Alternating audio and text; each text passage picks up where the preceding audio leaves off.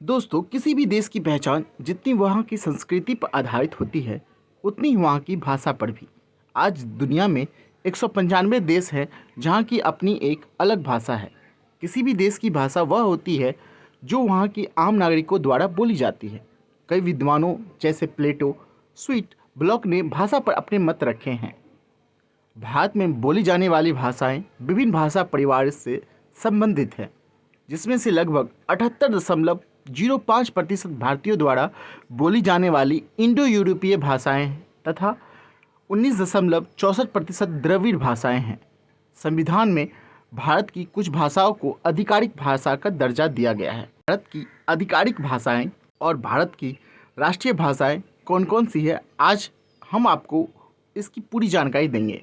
भारत एक लोकतांत्रिक देश है जिसकी अपने कुछ कानून नियम हैं और इस लोकतांत्रिक देश में वर्तमान में कुल 28 राज्य और 8 केंद्र शासित प्रदेश हैं जो अपने विशेष संस्कृति, इतिहास, परंपरा और अपनी विशेष भाषा बोली के लिए जाने जाते हैं।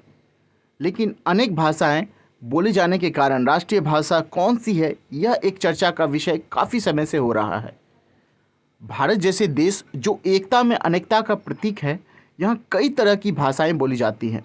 कहा जाता है कि भारत के हर एक हिस्से में जाने पर आपको विभिन्न प्रकार की जातीय संस्कृतियाँ, परंपराएं और भाषाएं देखने को मिलती हैं।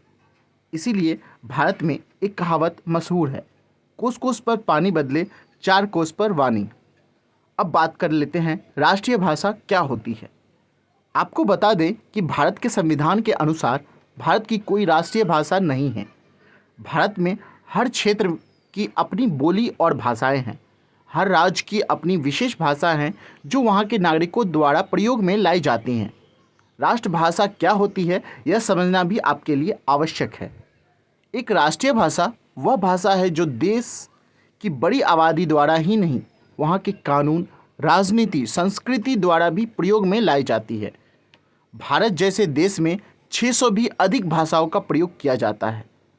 काफ़ी लोग यह सोचते हैं कि हिंदी हमारी राष्ट्रभाषा है, तो आपको बता दूं कि हिंदी हमारी राष्ट्रभाषा नहीं है। लगभग भारत के 40% लोग ही हिंदी भाषा का प्रयोग करते हैं। देश में हिंदी भाषा का प्रयोग उत्तरी या पश्चिमी भागों में ही किया जाता है। देश में 60% लोग हिंदी भाषा का प्रयोग नहीं करते, इसलिए कम प्रतिशत हिंदी का प्रयोग होने से यह एक राष्ट्रीय भाषा नहीं है।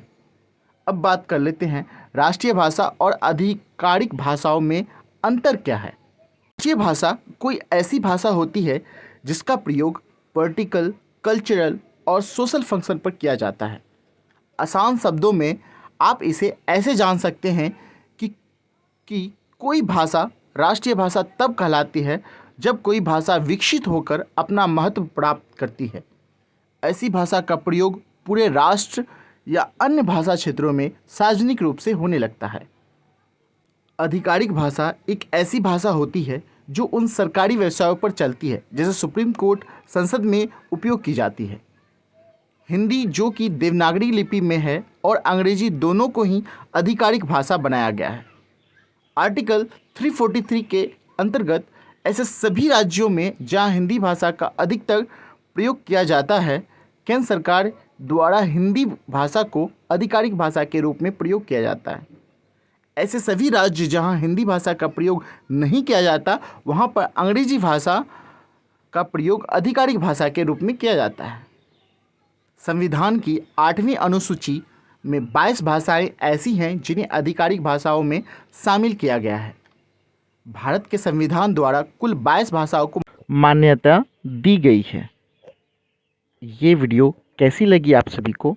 अगर ये वीडियो आप लोगों को अच्छी लगी हो, इन्फॉर्मेटिव लगी हो, तो इस वीडियो को लाइक करें और अपने दोस्तों के साथ भी ये जानकारी शेयर करें। धन्यवाद।